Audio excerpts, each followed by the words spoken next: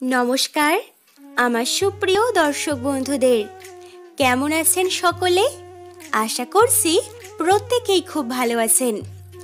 আপনাদের আরও একবার স্বাগত জানাই আমাদের শাস্ত্রকথা ইউটিউব চ্যানেলের নতুন একটি পর্বে। আজ আমি আপনাদের বলবো আগামী 25শে মার্চ পবিত্র দোল পূর্ণিমার দিনে মাত্র 10 টাকা খরচ করে বাড়িতে কিনে আনুন ছোট্ট একটি জিনিস। আপনার সংসার সুখ শান্তিতে পরিপূর্ণ হয়ে উঠবে এবং আয় উন্নতি বৃদ্ধি পাবে দেখার মতন। দর্শক বন্ধুরা, 2024 সালের দোল পূর্ণিমার পূর্ণিমা তিথি পড়েছে আগামী 24শে মার্চ সকাল 9:56 আর সেই তিথি থাকছে পরের দিন অর্থাৎ 25শে মার্চ দুপুর 12:59 পর্যন্ত। তাই সূর্য উদয়ের হিসাব অনুযায়ী আগামী 25শে মার্চে দোল পূর্ণিমা পালিত হবে। পূর্ণিমা তিথি থাকাকালীন সময়ের মধ্যেই অল্প কিছু অর্থ খরচ করে বাড়িতে পজিটিভ এনার্জিদায়ক দ্রব্যটি যদি কিনে এনে সঠিক স্থানে রাখতে পারেন, সাংসারিক আয় উন্নতি যেমন বৃদ্ধি পাবে, পারিবারিক বন্ধন আরও সুন্দর হয়ে উঠবে, পরিবারের সকল সদস্যর শরীর স্বাস্থ্য খুবই ভালো কাটবে। দর্শক বন্ধুরা, পবিত্র দোল পূর্ণিমার দিনে শ্রীকৃষ্ণ রাধারানী সখীদের সাথে দোল উৎসবে মেতে উঠেছিলেন। এই রঙের উৎসবের মধ্য দিয়ে আপনার জীবনের সমস্ত দুঃখ কষ্টকে দূর করে দাম্পত্য জীবনকে আরও সুমধুর করে তুলতে চাইলে অবশ্যই দোল পূর্ণিমার দিনে আপনাকে বাড়িতে এই জিনিসগুলি কিনে আনতে হবে।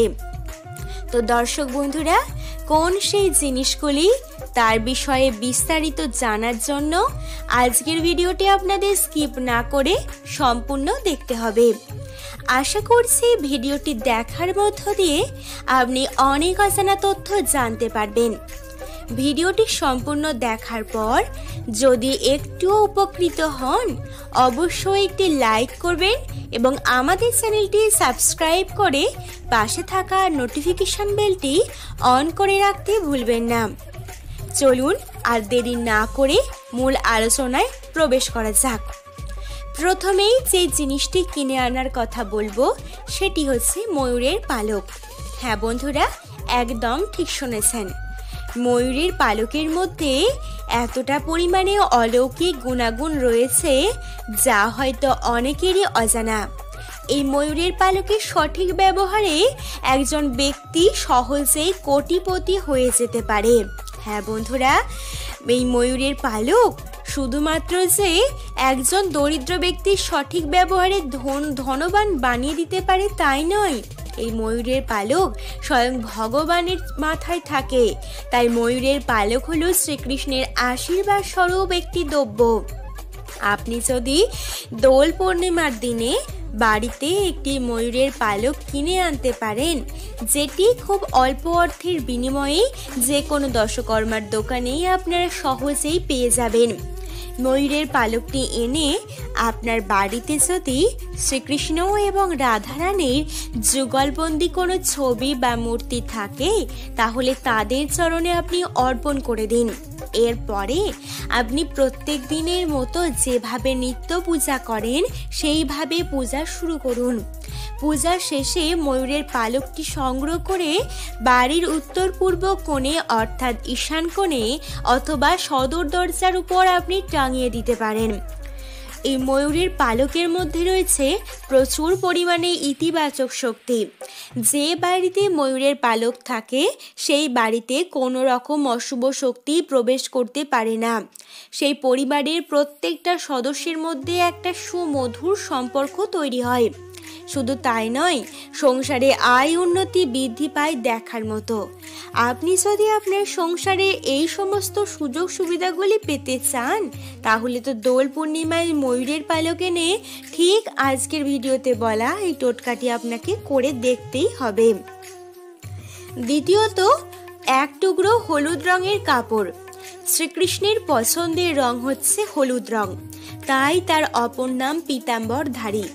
আর দোল পূর্ণিমা তথা শ্রীকৃষ্ণের দোল যাত্রার দিনে আপনি যদি তাকে এক টুকরো হলুদ রঙের কাপড় তথা বস্ত্র আপনি তাকে দান করেন বা বস্ত্র যদি তাকে উপহার হিসাবে দেন, তিনি খুবই সন্তুষ্ট হবেন। এই হলুদ রঙের কাপড় শুধুমাত্র শ্রীকৃষ্ণকে দিলেই চলবে না, নিজেকেও হলুদ রঙের বস্ত্র পরে শ্রীকৃষ্ণের পূজা করতে হবে দোল পূর্ণিমার দিনে, তবেই যে কোনো মনোবাঞ্ছা পূরণ ঘটবে। তৃতীয়ত যে জিনিসটির কথা বলবো সেটি হচ্ছে বাঁশি। বাঁশি হলো শ্রীকৃষ্ণের অপর একটি পছন্দের জিনিস। এই বাঁশির মধ্যে একটা সুমধুর শব্দ রয়েছে, যার মধ্য দিয়ে দূর হয়ে যায় সমস্ত অশুভ শক্তির প্রভাব।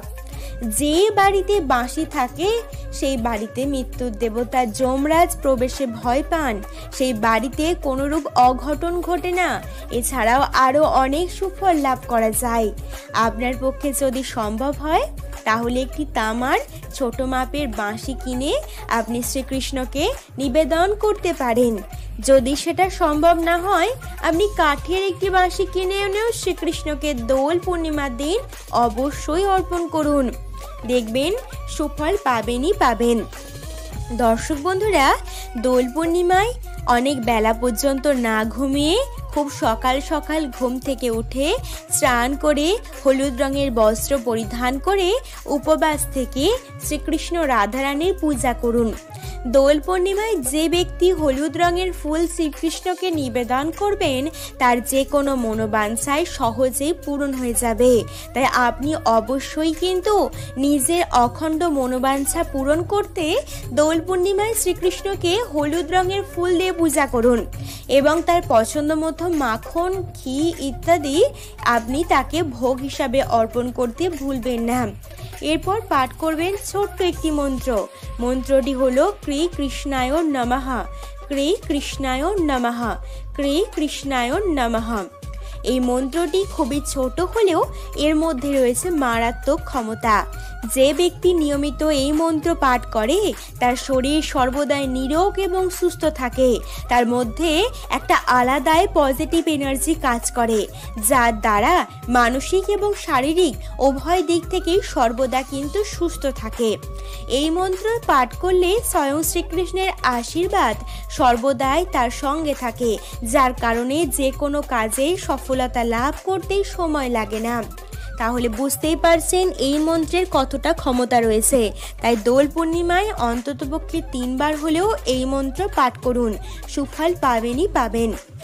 তো বন্ধুরা, আজকের ভিডিও এই পর্যন্তই। আশা করছি আপনাদের ভালো লেগেছে। ধন্যবাদ।